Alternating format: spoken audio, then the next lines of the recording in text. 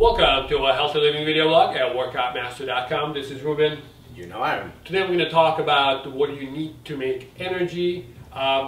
This is the thing about energy. A lot of people feel tired. Energy regulation is a huge issue. Most of the people truly don't understand what's happening with energy and how do they even get energy. Where did it go? How did it Where go did away? it go? It's like this like a weird thing that comes and goes. Nobody really knows. It disappears and it comes sporadically, and they don't know how it happened. And then depending who you ask, Tai Chi is about cultivating energy. And, you know, it can get confusing. So let's tear this one apart. What do you think you need for energy? As far as nutrition and the things that your body produces on its own and the things that are free around you, and I'll tell you why they say they're free, is that you need three basic things. You need carbohydrates.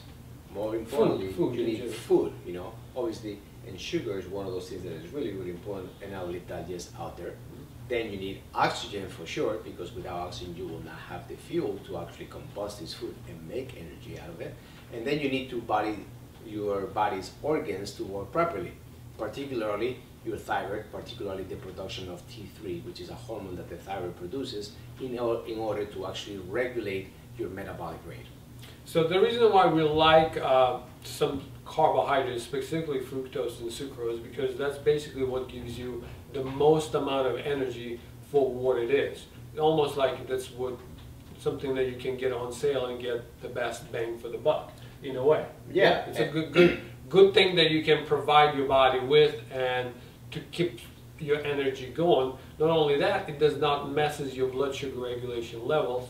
Therefore, it's actually quite safe compared to some like starchy vegetables. Can I say something? Sure.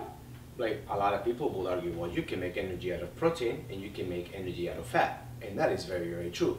However, those forms of creating energy for the body, they're very expensive in terms of energy to the body itself. And when the body does not have the energy to produce that energy from that particular system or from those group of food, all you do is making it harder and stressing out your body even further. And it's very simple to check, by the way. If, let's say, you're low energy, try to drink orange juice and see how fast you're going to feel better. Now, in the same sense, when you feel the same hunger, try to eat a piece of steak and see how long it's going to take you to recover, or even a piece of butter. And then you're going to see exactly what we're talking about. That's right. And then you come to realize that perhaps you need some protein, some carbohydrate, and some form of a fat at the same time, all mixed together with the least amount of conflict between those macronutrients. But if, let's say, you don't have a protein and fat, just drinking an orange juice, for an example, on its own, because it already has some things in it, like a protein thing, that it can provide you with a good enough energy until, let's say, you'll get to the food at a certain time. Now, another thing is very important is the oxygen. You do need oxygen, and where do we get oxygen? From breathing. We get oxygen from breathing, therefore breathing is very important. We're working on a series of specific exercises for breathing. They'll come probably within the next week, depending on how things are going to go. The third one is the thyroid, and there's an issue with the T3 in general. Now, the thyroid gland is right around your neck. It is very important. It's like an engine in a way for your body. We do get some thyroid T3 out of the food, depending what kind of food you're consuming. If you're having a lot of fast food, you're not getting any at all. You can get quite a lot of like eggs and milk and things like that. Shellfish. Good source is actually broth. Can be a very good source, especially if you make a broth out of the heads of animals, because a lot of times they contain the actual thyroid itself. But nonetheless, I can hear people already puking into the garbage can. Well, you know, I'm not here to necessarily make you happy. I'm just here to kind of tell you how it is. Now, you're going to use it or not, it's entirely up to you. Some people use the, fish head broth for generations. They never died. They've been very healthy. Some people cannot even think of doing it. But not that you have to do it. There's other sources for T3. Let's be that. That's just the Bible. You don't have to. It's just an option.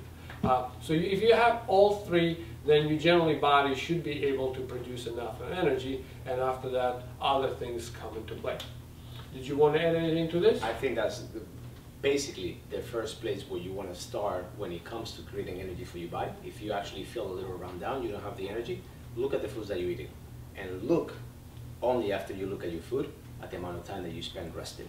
And let's leave it at that as a very, let's say, lesson 1 on how to make your body move energy-wise And feel better. and feel better. Absolutely. All right, guys. Remember, your future looks better already. Thank you very much for watching. Until the next time.